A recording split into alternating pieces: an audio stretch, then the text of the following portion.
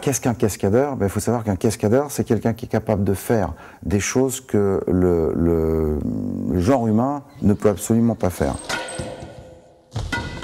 Pour n'importe quelle personne, on pourra imaginer que c'est impossible à faire, mais pour lui, c'est possible. Il va décortiquer chacun des mouvements, chaque séquence, chaque scène, chaque action vont être étudiées de façon à ce qu'on puisse avoir un mouvement optimum en pleine vitesse, sans que l'on puisse se blesser en quoi que ce soit.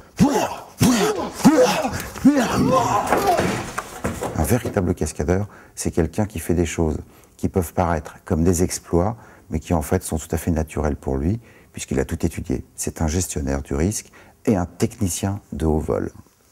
Non, je crois que tu me le mets avant. Ouais, c'est moi qui le mets en premier. Toi qui commence avant. Là.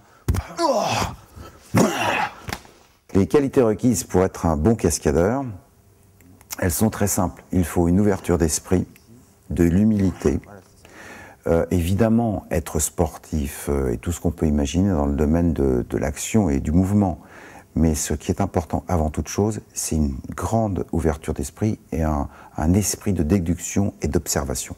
Ça, c'est ce qui font les véritables qualités d'un cascadeur.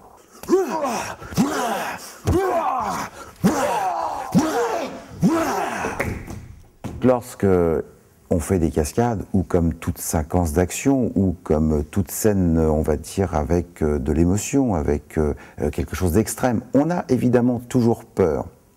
La peur doit faire partie de nous, mais elle ne doit pas nous bloquer. Donc le but, lorsque l'on fait une cascade, c'est d'apprendre à gérer son émotion en matière de peur, pour qu'ensuite on puisse se libérer complètement de cette tension, de cette appréhension, afin qu'on ne puisse pas dépasser ses limites, mais le but est d'apprendre à les repousser. Donc c'est de cette façon-là qu'on va pouvoir faire une cascade.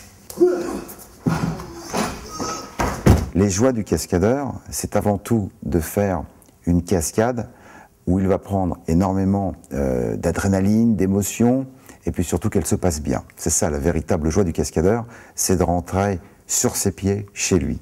Voilà ce que c'est en fait. Et donc à partir du moment où on peut obtenir toutes ces scènes d'action, faire correctement son travail, que ce soit sur un plateau de tournage ou pour un événement ou un spectacle, et que l'on a terminé complètement tout cela, et que le public est heureux, et que le cascadeur, lui, n'est pas de sinistre corporel, à ce moment-là, ça fait un cascadeur heureux. Un bon cascadeur, ça se voit de la façon suivante.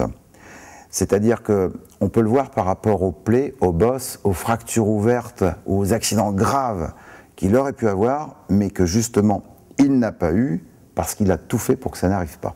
C'est ça un bon cascadeur. C'est un peu comme un bon boxeur. C'est pas quelqu'un qui va avoir des cicatrices de partout. Mais on va plutôt se méfier de quelqu'un qui a beaucoup de combats derrière lui, qui a gagné énormément de choses, mais qui lui n'a pas une cicatrice, n'a pas le nez cassé. Celui-là, je vais vraiment m'inquiéter. Un cascadeur, c'est la même chose. Si on se rend compte qu'il a pratiqué depuis de très nombreuses années, qu'il n'a pas eu d'accident grave et qu'il n'est pas abîmé de partout, alors là, c'est un bon cascadeur. D'être cascadeur, ça sert toujours, évidemment, parce qu'on est beaucoup plus alerte sur énormément de choses. Donc on se fait, disons, moins mal que n'importe qui. Moi, par exemple, quand je sors et qu'on est en plein hiver, qu'il y a une plaque de verglas, il m'arrive de faire une chute, je vais évidemment me faire absolument pas mal, j'allais dire moins mal, mais je vais absolument pas me faire mal par rapport à quelqu'un qui n'est pas préparé à ça. Donc évidemment, bien sûr que ça sert.